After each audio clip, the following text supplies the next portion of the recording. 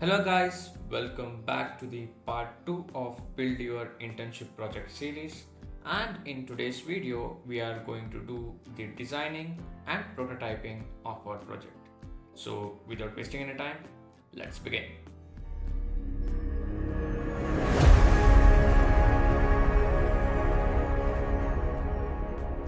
As you know, first I have divided the project into 4 parts, that is planning, designing, prototyping and connecting room database or Firebase. But I got some comments that bro, we have the review on 5th and 4th, so can you speed it a little? So for rather than doing 4 parts, I am doing the 2 parts and including both the design of the project and the prototyping of the project in this part itself. So let's see what we are going to learn and do in this video. In previous video, as you know, we have done the readme file, right? I have told you to do the readme file. If you have not done, please go back and check in the description. I have pinned down that video. You can see, then you can come back to this video as well. So in today's video, design and prototype, first I will see how to design our project, how to use that readme file and create our project. Okay, the second thing is how to optimize our Android Studio. So some members have less RAM and they don't know how to optimize their studios and work efficiently. We will see that. And second thing, how to use your mobile as an output device. This will help you a lot because when you are doing the internship, you can show the actual app to your guide to get good marks, and I will also be explaining how to explain your project to the guide to get a good marks in the review as well. So without wasting any time, let's go back to where we left yesterday. Yesterday you saw I have created a readme file. As you know, I told you to create a readme file which has everything, which is also called as SOP file, which is standard operating procedures or whatever it is for any AI to go. As you know, yesterday I did not talk about the ChatGPT because ChatGPT is only good for coding and not for planning or any other purposes. So today we are using ChatGPT. Where we are using? Here you can see a thing called Codex. Okay, a Codex is a platform where you can write the code same like an anti-gravity. If you click on that, it will open something like this. Okay, I personally say download the Codex app. It is very good. And how to use it, I will tell you. First thing, you have to save your readme file, whatever you have done, in a readme.md file. Okay, next thing, when you should open the Codex file. So let me open my Codex file. Yeah, this is how a Codex file looks like. Okay, next thing, what you have to do is you have to come to your desktop and create a file. For example, your project is anything, so I will just type projects. Okay, whatever it is, do a folder and go to your Codex, and here you can see you have to select a folder for that. Okay, so select that folder, select the folder you have created just now for your project. Okay, after selecting, make sure the readme file what you have done for your project should be inside that file or the folder. Okay, and if you come to the Codex part, here you can see the projects and it should be inside that. So later what you have to do, I will show you. Wait, later a simple, you have given the readme file to that. You can just drop your readme file as well. For example, if you are doing like this, okay, you can just hold and drop your readme file as well. It will connect it to that. After that, what you have to do is just you have to tell create this app properly. It should be an Android app using a Kotlin. Okay, so the readme file, what it will be having, okay, it will have everything. As I said yesterday, it will be having like all the aspects, how the UI should look and everything.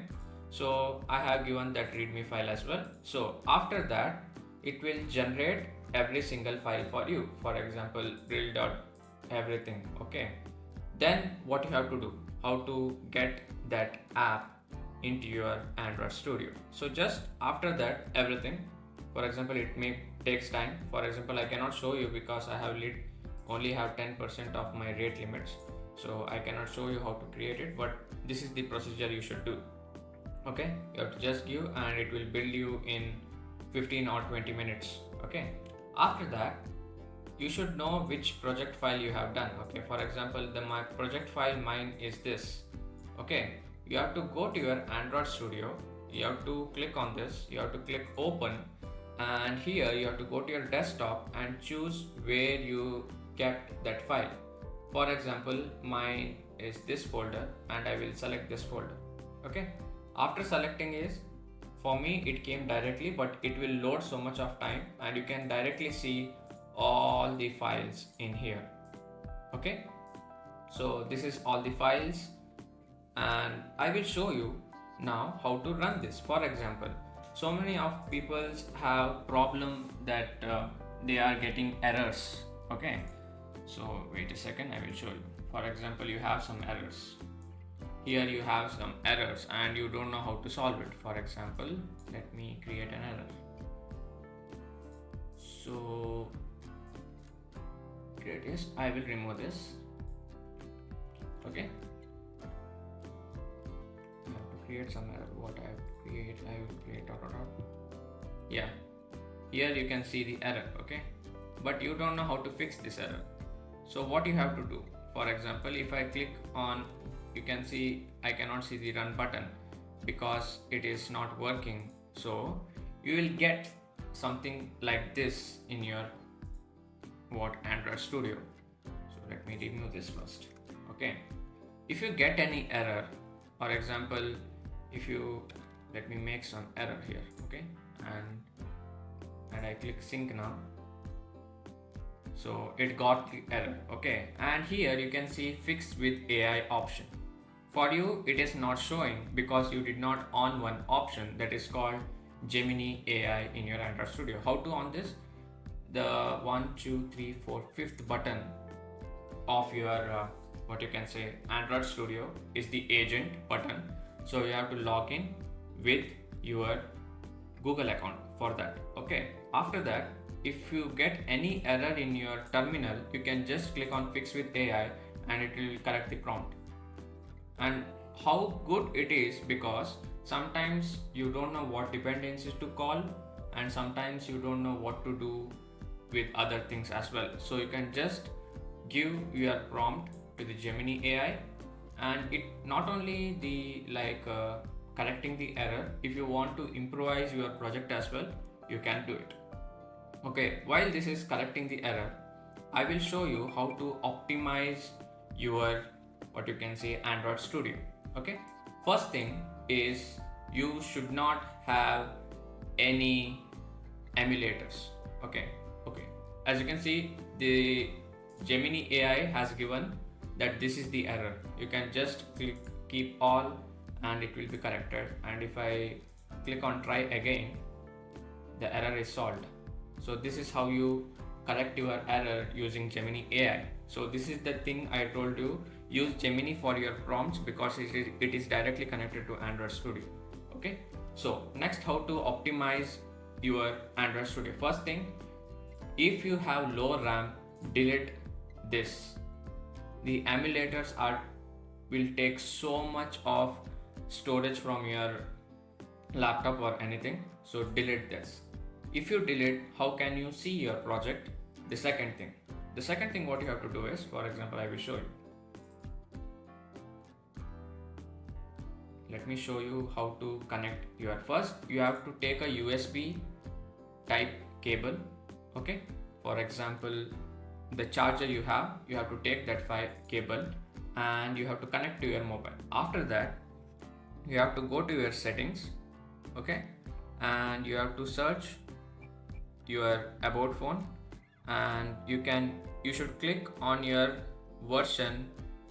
Okay, 9 times. For example, you can see it is showing no need, you are already a developer. You have to click on it for 9 times. After that, you will get a developer option. Okay, let it load. Developer option, and you have to on USB debugging, as you can see here, USB debugging, and you have to on install via USB. Okay, these two options you have to on. When you on this, when you on this and come back to your Android Studio, you can see your phone in your Android Studio, and when you run this app, it will run locally in your Android Studio. For example, I will show you. This is the app. See, this is the fully app that I have created just by giving that readme file and using some Codex and Gemini. Okay, next good thing about this is, if you go back, even if you miss your laptop or anything, for example, you will still have your app in your mobile and you can showcase to your guide directly. Yes ma'am, this is my app, this is my final app, and you can see and you can show everything, and you can show whatever your app does. So the procedure for making every app is same. You can also change the add images and everything here and look and make it so beautiful or whatever things you want to do. Okay, next thing, important, how to explain your project to your guide. Okay, the first thing and the foremost thing of every app in Android Studio is mainly, I will tell you, the first main project folder is the Kotlin plus Java. Okay, here stores all the coding things and the data things that you have. Okay, next one is the res, is also called as what you can resources, where all the images and everything will be stored. And the third one is the Gradle scripts or build.gradle. You can say this is as your import statement or dependency whatsoever. Okay, so what you have to explain, first thing, if you go to Kotlin plus Java and com, you will see different types like data, UI and units. If they ask where is your database, where is the database of your app, you can show this database and say this is a room database, so can use the app in an offline mode. If you want to do online mode, I will be covering that in the next video, but you have to tell this is a room database, and using this I can use my app in the offline mode. Okay, the next thing is where is your UI components. The UI components, all the screens that you are doing will be here. Okay, these are the UI components, these are the different types of adapters you have, these are the utilities. For example, you can see in my app, the upper part, what you can see, the all or whatever the filters you can see, that will be the utilities or the constants. Okay, next one, if you want to change something or add something new to your app, where will you add it? The second thing is the what you can say resources. Resources are the drawables. See, for example, if you on this is, can you see a simple button here?